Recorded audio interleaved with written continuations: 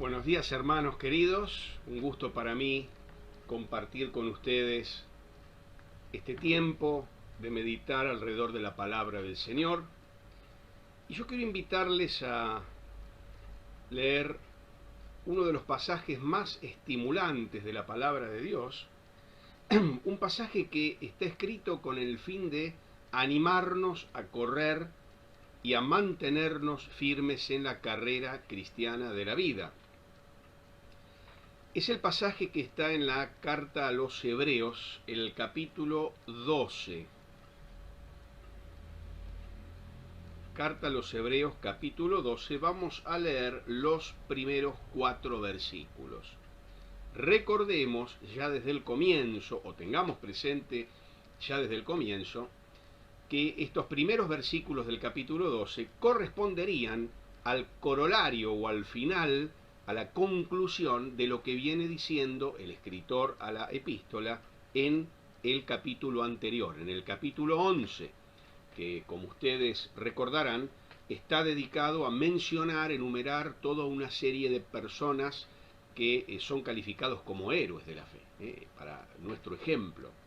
Entonces el escritor de la carta menciona esa larga lista de héroes de la fe, hombres y mujeres, y concluye, le da el cierre a este argumento con estos primeros versículos del capítulo 12, que según algunos autores, la división del capítulo no tendría que estar justamente ahí, pero así es como los tenemos en nuestras versiones tradicionales. Dice así entonces la palabra de Dios. Por tanto, nosotros también, teniendo en derredor nuestro tan grande nube de testigos, despojémonos de todo peso y del pecado que nos asedia, y corramos con paciencia la carrera que tenemos por delante, puestos los ojos en Jesús, el autor y consumador de la fe, el cual, por el gozo puesto delante de él, sufrió la cruz, menospreciando el oprobio, y se sentó a la diestra del trono de Dios. Considerad a aquel que sufrió tal contradicción de pecadores contra sí mismo, para que vuestro ánimo no se canse hasta desmayar. Hasta aquí entonces la lectura, son los primeros 3 versículos del capítulo 12 de la carta a los Hebreos, y como dijimos, podríamos titular esta reflexión Jesucristo, el autor y consumador de la fe, podríamos también titular La gran carrera cristiana. Lo cierto es que este es uno de los pasajes más estimulantes que tenemos en la Biblia. Este pasaje que nos anima a mantenernos firmes en la carrera cristiana de la vida. Como decíamos al principio, este capítulo, estos primeros versículos del capítulo, corresponderían a la conclusión de lo que viene diciendo en el capítulo anterior el autor de la carta. Hebreos, recordemos también, fue escrito a personas que estaban sufriendo persecución. Ellos habían abandonado el judaísmo y a consecuencia de haber abandonado el judaísmo estaban sufriendo persecución. Esta persecución, esta tremenda oposición, una traducción de la Biblia dice, esta acerba oposición, generaba un peligro. Y era el peligro de que estos judíos convertidos al cristianismo pudieran interpretar el sufrimiento como una señal del desagrado de Dios. Interpretando de esta manera el sufrimiento como señal del desagrado de Dios, estaba el riesgo de que se desalienten, que abandonen el camino, la carrera cristiana, y vuelvan, retornen a sus antiguas costumbres, a sus antiguas tradiciones. Podrían entonces sentirse tentados a volver al templo y a las ceremonias. Teniendo esto en cuenta y para evitar que esto suceda, el escritor, no sabemos quién es el escritor humano que plasmó esta epístola, pero sabemos que es inspirado por Dios. El autor de esta carta entonces les escribe para que ellos no abandonen este camino, no abandonen esta carrera y permanezcan firmes en la carrera cristiana. Ahora, ¿qué es la carrera cristiana a la cual hemos hecho referencia ya desde el comienzo? Podríamos describirla de muchas maneras, una carrera que culmina en el cielo, una carrera que culmina en la vida eterna, una carrera que culmina en ese vivir con Dios para siempre, pero fundamentalmente yo prefiero definir la carrera cristiana como ese camino que nos conduce progresivamente cada vez más cerca de la semejanza con Cristo. Podríamos decir una carrera hacia la perfección, pero esa perfección es, entendida bíblicamente, como la semejanza con Cristo. Una carrera que en realidad más convendría definirla no como un hacia dónde, sino un hacia quién. Es una carrera, un camino en el que tenemos que avanzar todos los días, que nos conduce a estar más cerca del Señor Jesucristo. Por eso nos aconseja tener los ojos puestos muy fijos en Él, pero que en realidad el propósito es que nos parezcamos más a Él, que la imagen de Cristo sea cada vez más real en nosotros, que cada día nos conformemos más y más a esa imagen del Señor Jesucristo. Entonces la idea central es que la gran carrera cristiana está puesta delante nuestro y que nosotros tenemos que estar dispuestos a correrla, a estudiarla, a conocerla y a avanzar cada día más en esa carrera. Nuestra meta es, entonces, la semejanza con Cristo. Para animarnos a correr esta carrera, el escritor de la carta nos presenta o nos da varios recursos que yo quiero que vayamos analizando progresivamente. En primer lugar, nos presenta una inspiración para correr. El escritor nos dice, ustedes tienen una carrera por delante que tienen que correr, tienen que avanzar cada día más allí, y tienen una gran inspiración. Y esa inspiración está en los ejemplos que él mencionó en el capítulo anterior, en el capítulo 11, que en el capítulo 12 le llama gran nube de testigos. Esa gran nube de testigos son las personas, los héroes de la fe, que fueron mencionados por el escritor en el capítulo 11. Entonces, esos múltiples ejemplos que están mencionados allí están puestos con el fin de animar a los creyentes hebreos a enfrentar sus dificultades, las que estaban sobrellevando en ese momento, en virtud de esa misma fuerza espiritual que había caracterizado a sus antepasados. Es interesante la expresión que utiliza. Dice, por tanto, nosotros también. ¿Ven? En esa frase se delata que esto en realidad se trata del epílogo del capítulo anterior. Porque dice, por tanto, por todo lo que les acabo de decir, nosotros también. Acá el autor da la explicación de por qué él mencionó a toda esa galería de hombres y mujeres de fe. Está diciendo por qué lo hizo. Lo hizo para que sean para nosotros una inspiración. Para que nosotros, los creyentes, claro que está dirigido a los creyentes hebreos, pero también es aplicable a nosotros, que nos dispongamos a imitarlos,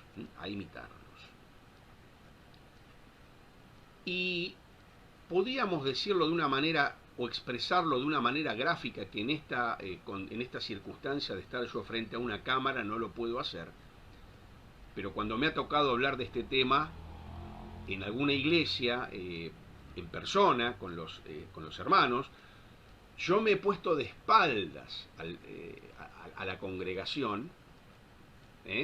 Ustedes imagínense que yo ahora me pongo de espaldas y señalo a todos esos hombres y mujeres que nos precedieron. Pero el autor en determinado momento se da vuelta, mira de frente a su auditorio, golpea el púlpito, suponiendo que lo hubiera, y les dice, nosotros también. Nosotros también. No basta con consolarnos con esos grandes hombres y mujeres de Dios que vivieron en el pasado. No basta con animarlos o con mirarlos con devoción, con admiración, y gozarnos en las experiencias que ellos tuvieron. No basta. El autor mira de frente al auditorio y dice, nosotros también. Este es un mensaje para ustedes y para mí. Nosotros también, así como ellos, tanto más nosotros, que se nos ha dado algo mejor, que es la venida real del Mesías, del Señor Jesucristo. Entonces, esa inspiración para nosotros es esa gran nube de testigos. ¿En qué sentido son testigos? Yo me preguntaba cuando estudiaba este pasaje, ¿por qué le llama testigos? Entonces, interiorizándome un poquito más en el texto, llegué a la conclusión de que esos hombres y mujeres de fe son testigos en dos sentidos para nosotros, en dos sentidos. En primer lugar, son testigos porque dan testimonio de algo, atestiguan, dan testimonio de que se puede correr la carrera cristiana con éxito. Ellos pudieron, nosotros también podemos, porque contamos con el mismo recurso con el que ellos contaron, que es el Espíritu de Dios, el poder de Dios, la palabra de Dios. Entonces nosotros también podemos. Ellos dan testimonio entonces de haber corrido y de haber triunfado, de modo que nosotros también podemos triunfar. Son amigos nuestros que nos desafían a triunfar en este camino de la vida cristiana, en esta carrera cristiana. Un autor dice, que es Ernesto Trenchard, en su comentario dice que el simbolismo básico es el de un estadio donde se celebran los Juegos Olímpicos. Y el autor parece ver a los atletas antiguos, sentados ya en las gradas, como espectadores, contemplando los esfuerzos de una nueva generación. Pero no son meros espectadores, dice aquí Trenchard. Ellos pueden testificar de la gracia de Dios que los capacitó a ellos para correr y triunfar. Si la gracia de Dios capacitó a esos grandes hombres y mujeres de Dios, ¿cómo no nos va a poder capacitar a ustedes y a mí para correr y triunfar? Este es el mensaje. Ellos corrieron, resistieron hasta el final, ganaron. Por ende son ejemplos, testimonios para nosotros. Pero también son testigos en un segundo sentido, que yo ya lo dije, lo anuncié un poquito en el texto que leí de Trenchard. Son testigos en el sentido de que son espectadores, ellos están presenciando nuestra carrera y nuestro desempeño.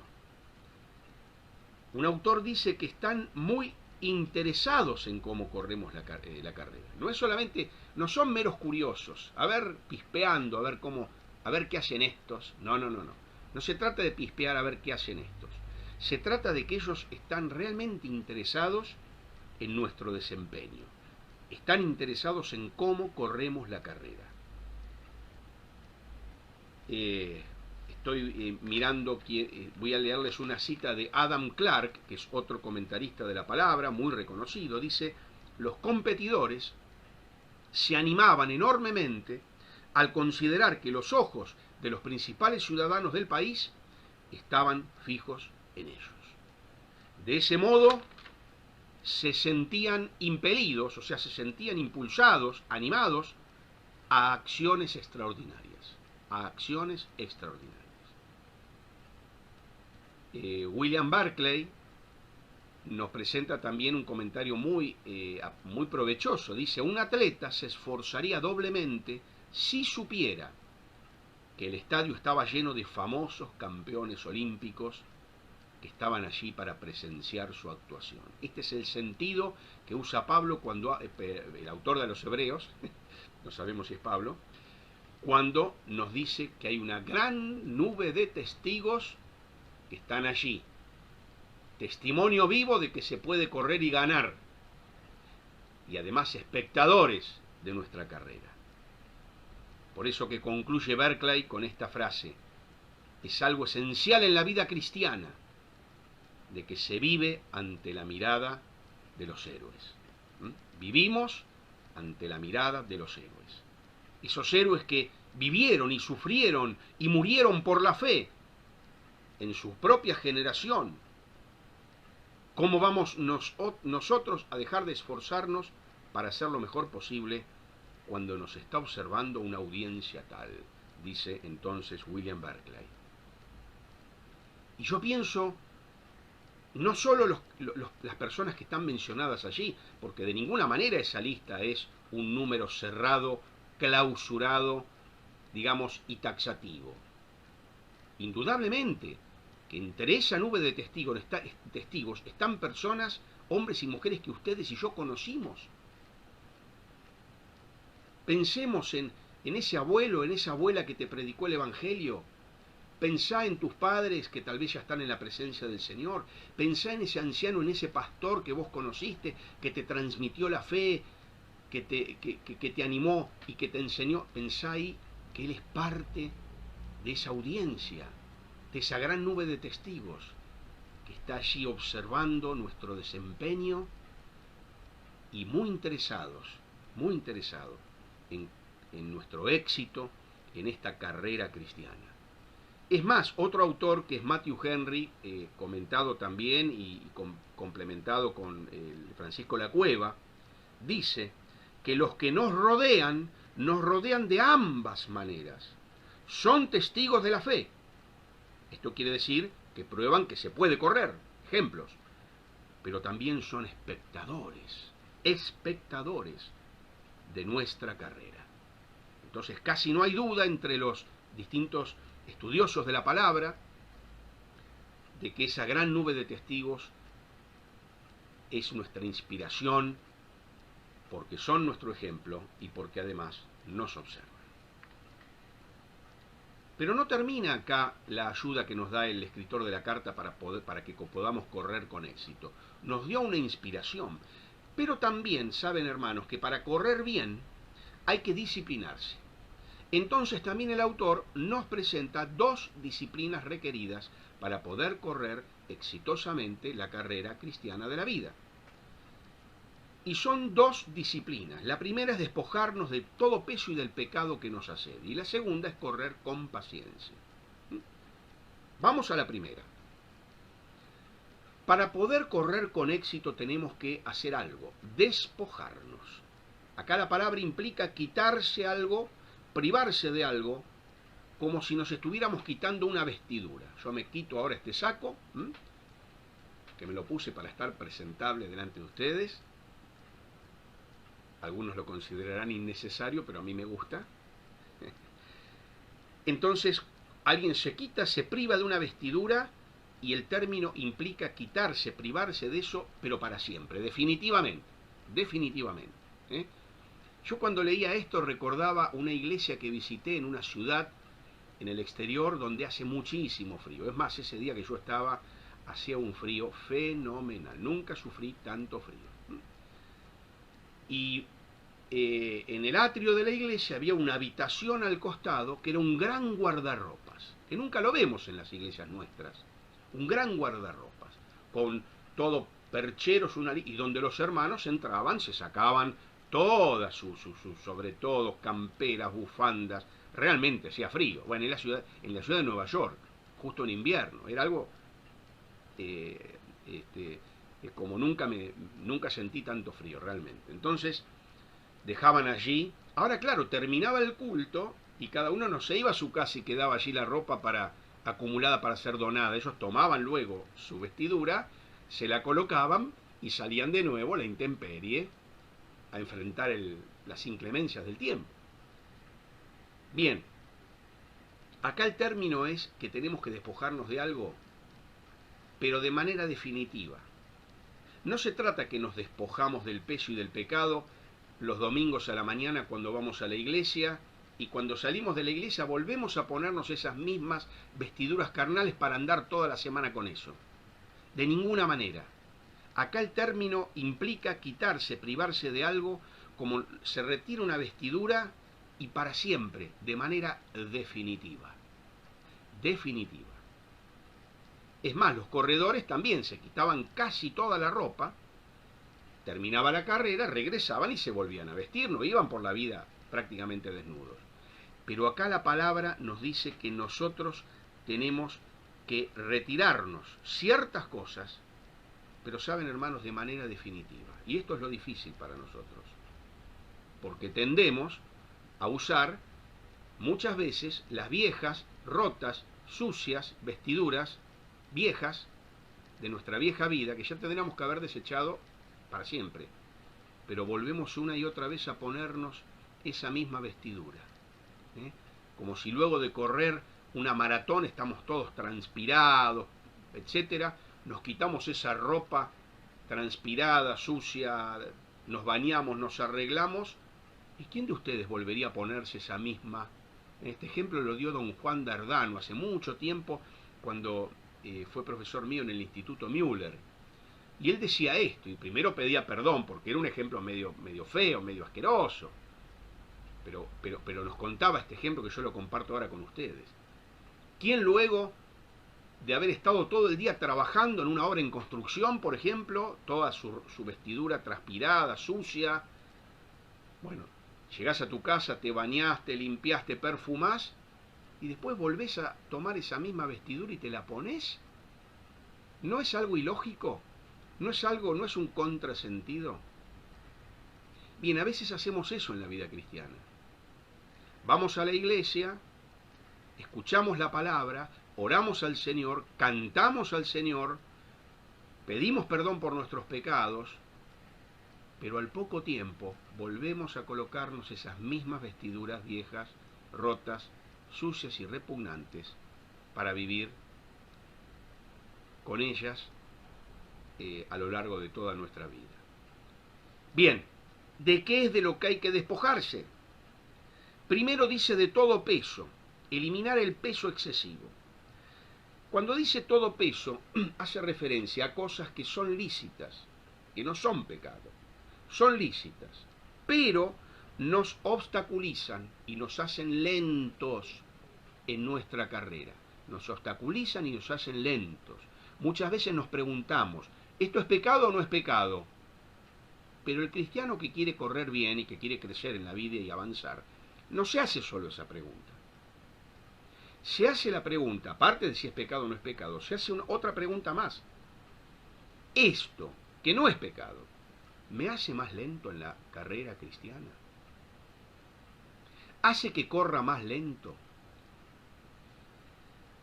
Y como dijimos, cosas lícitas, inocentes, pero que no nos ayudan a crecer. Que no nos ayudan a crecer. Pensemos, cada uno sabe y hará su propia lista. Yo no soy quien para enumerar tu lista, pero yo intenté escribir algunas cosas que se me ocurrían a mí. Por ejemplo, buscar entretenimiento en lugar de comunión con Dios, de oración, de estudio. ¿Es que acaso es pecado el entretenimiento? Desde ya que no. Ahora, si yo busco excesivamente entretenerme, jueguitos, películas, y desplazo el tiempo necesario para la oración, para el estudio de la palabra, para servir al Señor visitando hermanos o lo que sea, indudablemente, hermanos, que eso me va a hacer más lento en mi carrera cristiana. Todo lo que podría avanzar, no lo voy a avanzar. Como si un día podría haber avanzado 10 cuadras y resulta que hice 2 nada más. Me hizo más lento. No es pecado, pero me hizo más lento. Es más, muchos de nosotros ni siquiera sabemos cómo pasar un tiempo largo con la mente puesta en Dios. Y a veces hasta los mensajes que son un poco largos, a nuestro criterio, nos fastidian. Queremos a veces entretenimiento, queremos dispersarnos, hacer vagar nuestra mente. Por eso, hermanos, tenemos que trabajar primero en nuestra mente. Otra manera sería buscar demasiado las cosas del mundo en cuanto a posesiones, dedicar demasiado tiempo al trabajo. ¿Es que acaso está mal trabajar? ¿Es que acaso es pecado trabajar? Claro que no. Ahora, si vos dedicás un tiempo excesivo, de modo que casi, y de modo innecesario, de modo que casi en tu casa dejás una foto, para que cuando tu familia te extraña, mire la foto, ¿no? Y tu trabajo te impide a veces hasta tener el más mínimo devocional diario, que sería lo mínimo de lo recontra mínimo. Pero a veces ni eso. Querido hermano, No es pecado trabajar. Pero cuando vos llevás una vida desequilibrada en estos temas, corres más lento en la carrera cristiana. Corres más lento en la carrera cristiana. Y tenés que pensar seriamente en obedecer la palabra y despojarte de ciertas cosas que te hacen más lento en la carrera cristiana. Entonces, cualquier cosa que no nos edifique, que no nos fortalezca en la fe, es un peso excesivo que nos hace lentos y tenemos que pensar en despojarnos de eso. Pero hay otra cosa de la que tenemos que despojarnos, que tal vez es más grave que esto. Dice del pecado que nos asedia. Yo me preguntaba qué significaba esto de pecado que nos asedia. ¿Qué quiere decir? ¿Cuándo un pecado me está asediando? Bien, profundizando un poquito y leyendo un poquito en el tema, vi que la traducción sería el pecado que con facilidad te asedia, el pecado que con facilidad te acosa, el pecado que se nos aferra y nos hace tropezar con frecuencia. Yo no puedo decir cuál es el pecado que a vos te hace tropezar con frecuencia, que se te aferra. Puedo decir cuáles son los míos, los pecados que a mí se me aferran y me hacen tropezar con frecuencia. A ese pecado específico se refiere el texto. De ese pecado específico te tenés que despojar. De todos los pecados nos tenemos que despojar. Pero a lo que aquí hace referencia es a un determinado pecado que se te aferra con mucha fuerza y que con frecuencia te hace caer. Y tal vez te habituaste a eso. Hablar más del mal de los hermanos, murmurar, decir mentiras,